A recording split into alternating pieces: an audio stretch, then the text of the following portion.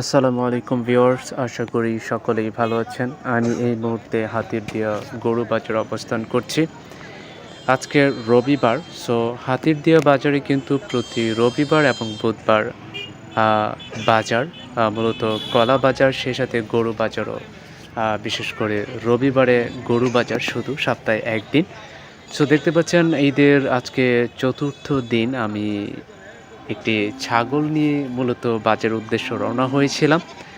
আমার গাড়ি করে একটি ছাগল আনা হয়েছে ছাগলটি বিক্রি করার উদ্দেশ্যে। আমার এক পরিচিত ভাই, দেখতে পাচ্ছেন ছাগলটি মোটামুটি বেশ বড় সাইজের খাসি।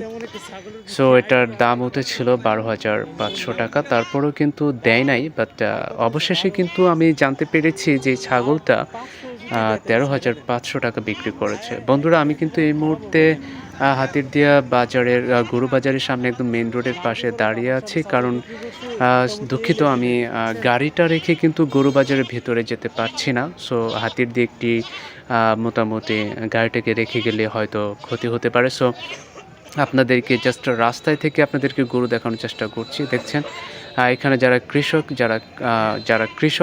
যারা গৃহস্থী কাজ করে, মূলত আপনাদের খাস বাংলায় বলে দিলাম, তাদের মূলত এখানে গরু আনা।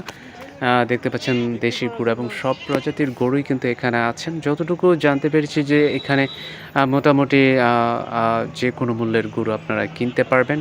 সো আপনাদের যদি কারো গরুর প্রয়োজন হয়, অবশ্যই হাতিরদিয়া বাজারে প্রতি রবিবার অবশ্যই আসবেন। দেখতে পাচ্ছেন চমৎকার দেশি গরু, হয়তোবা শুকনো দেখাচ্ছে, বাট গরুগুলো কিন্তু পিওর। এই যে ছাগলটি দেখছেন, দাদা কিন্তু অলরেডি ১২,০০০ পর্যন্ত গিয়েছিল, তারপর ১২,৫০০, কিন্তু তারপর বিক্রি হয় নাই। সো শেষ পর্যন্ত কিন্তু ১২,০০০ না, ৳১৩,৫০০ বিক্রি হয়েছিল। দেখতে পাচ্ছেন সব প্রজাতির গরু কিন্তু আছে এবং ঈদের ৪র্থ দিনও কিন্তু আজকে রবিবার দিন কিন্তু প্রচুর পরিমাণে গরু উঠেছে। আমার কাছে বেশ ভালো লেগেছে। অবশ্যই আপনাদের কাছে কেমন লেগেছে আপনারা অবশ্যই জানাবেন। আর যেটা বলছিলাম যে এই যে ভাইয়ারা অলরেডি কিন্তু ছাগলটা বিক্রি হয়ে যাবে।